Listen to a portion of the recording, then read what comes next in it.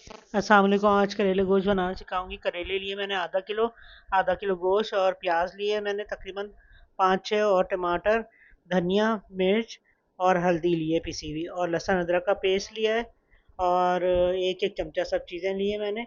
और अब मैं इसमें जो है सबसे पहले ये गोश्त डाल दूंगी ताकि गोश्त गल जाए। इसमें बाकी के सारे मसाले डाल दूंगी। इसमें टमाटर, लहसुन, धनिया, हल्दी, ये सब एक एक चमचा जो मैंने लिया ये सब डाल दूंगी, सिवाय नमक के। इसमें मैंने नमक नहीं डालती क्योंकि कभी कभी ऐसा होता है नमक तेज़ हो जाता है, तो वो मैं थोड़ा सा अलग से डाल देती हूँ बाद में। तो क्योंकि करेलों में नमक होता है, करेले धोते भी हैं तो फिर भी उसमें नमक रह जाता है। तो ये मैं देखें, ये इस तरह मैंने ये डाल दिया। अच्छा, करेलों को मैंने नमक लगा के बहुत सारा नमक लगा के मैंने रख दिया था धूप में। तो ये वो करेले, अभी इसको धो के निचोड़ूंगी करेलों को। तो जब तक मैंने जो है ये गोश्त में पानी डाला है और इसको पकने के लिए मैंने रख दिया है। अब इसको पकने के लिए मैं रख दूंगी, ढकना ढक दूंगी। और जब तक ये पकता रहेगा तब तक मैं फिर इसमें जो है प्याज इसकी ब्राउन कर लूँगी। और ये देखिए, मैंने प्याज में ऑयल डाल दिया था और गरम कर लिया था। अब ये मैंने इसमें प्याज डाल दिए, तकरीबन पाँच पाँच प्याज़ें हैं ये, 5-6 प्याज़ें हैं, छोटी छोटी हैं तो 6 प्याज़ें हैं। और ये अगर बड़ी हुई तो दो तीन तीन प्याज़ें काफ़ी होती हैं। तो ये मैंने डाल के ये भून लिया अब मैंने इसको थोड़ी देर तक के लिए। और ये देखिए भून लिया मैंने। अब इसको जो है, इसको वो जो गोश्त में अभी पानी है तो मैंने इसको भी डाल दिया। गोश्त अभी पूरी तरह से वो गला नहीं है और इसका पानी खुशक नहीं हुआ, तो मैंने इसमें प्याज भी डाल दी ताकि थोड़ी बहुत ये भी गल जाए। ये देखें, ये मैंने प्याज डाल दिए और इसको गोश्त को फिर से पकने को रख दूँगी। और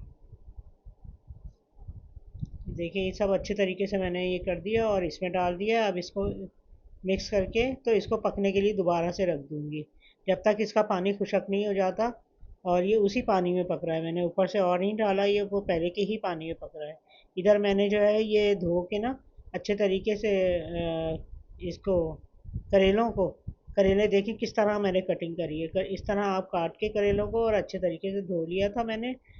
नमक लगा के 2-3 घंटे के लिए रखा हुआ था, या 1 घंटा भी बहुत हो जाता है। तो फिर धूप में रखे तो अच्छे तरीके से इसकी कड़वाहट निकल जाती है। तो ये है कि मैंने इस तरह करके ये भून लिया। ये थोड़ा सा ब्राउन हो जाएगा, ज़रा सा थोड़ी सी तली जाएगी तो इसमें मैं ये डाल दूँगी मिर्चें। मिर्चें बड़ी अच्छी लगती हैं इसमें। ये हरी मिर्च भी इसमें साथ ही तल लूँगी, इसके फ्राई कर लूँगी। देखें, ये हरी मिर्च बहुत टेस्टी भी होती है, खुशबू भी बहुत आती है, मज़ेदार, बहुत मज़ेदार खाना बनता है ये। और ये आप ज़रूर ट्राई कीजिएगा। आप हमारे चैनल को लाइक कीजिएगा, शेयर और सब्सक्राइब कीजिएगा। इससे मेरी हौसला अफजाई होगी और मैं आगे और भी खाने बना सकूँगी। और भी अच्छी अच्छी तरकीबें लेके आ रही हूँ मैं। और सूप जो है वो भी मैं रोज़ाना डालूँगी, तो वो भी आप देखते रहिएगा। थोड़े थोड़े दिनों के बाद में डालूँगी, हफ्ते में 1 दफ़ा 2 दफ़ा सूप डाल दूँगी अलग अलग तरह के। तो ये देखिए, ये इस तरह ये कर लिया मैंने। और ये थोड़ी सी ब्राउन हो गई तो इसमें सफ़ेद ज़ीरा डाल दिया। सफ़ेद ज़ीरा तकरीबन 1 चाय का चमचा है, छोटा चमचा होता है चाय का, वो सफ़ेद ज़ीरा डाल दिया। और अब मैंने फ़ौरन ही ज़ीरा डाल के तो हटा दिया था कि ये ना हो कि ज़ीरा जल जाए।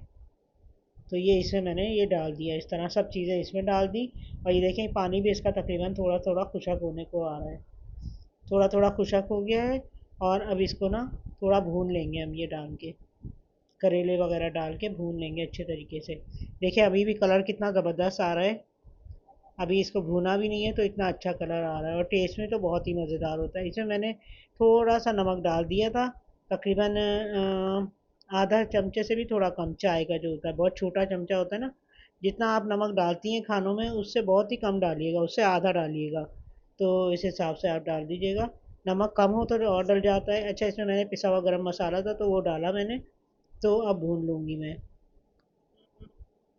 आपको गरम मसाला भी पीसना सिखाऊंगी कि मैं उसमें क्या क्या डालती हूँ। और बहुत अच्छा, बाज़ार से भी अच्छा गरम मसाला बनता है। जैसे आप बाज़ार के लेती हैं डब्बों के गरम मसाले, खुशबूदार होते हैं तो आपको अच्छे लगते हैं, तो ऐसे हम घर में बना लें तो बहुत सस्ते पड़ते हैं, बहुत अच्छे भी होते हैं। तो मैं आपको वो भी सिखाऊंगी बनाना। चाट मसाला बनाना भी सिखाऊंगी मैं आपको। ये देखिए, ये हमने ये निकाला है, बहुत ही अच्छा, बहुत मज़ेदार बना है और बहुत ज़बरदस्त बना है ये। खाने में तो बहुत ही टेस्टी है, फ़ौरन ही ख़त्म हो जाता है ये, इतना अच्छा बनता है। और कलर देखें कितना ज़बरदस्त आया है इसका। और गोश्त आप कोई सा भी, अगर गाय का गोश्त है तो आप थोड़ा सा ज़्यादा देर तक पका सकती हैं, बकरे का है तो उससे थोड़ा कम टाइम लगता है। तो दोनों में ही बना सकती हैं, कोई भी गोश्त हो बहुत मज़े का बनता है और बहुत अच्छा बनता है। ये देखें, ये कलर देखें, ये शेड इसका कितना ज़बरदस्त आ रहा है।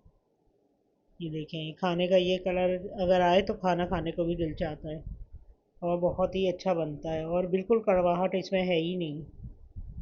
ये देखें कितना ज़बरदस्त है ये। अल्लाह हाफिज़।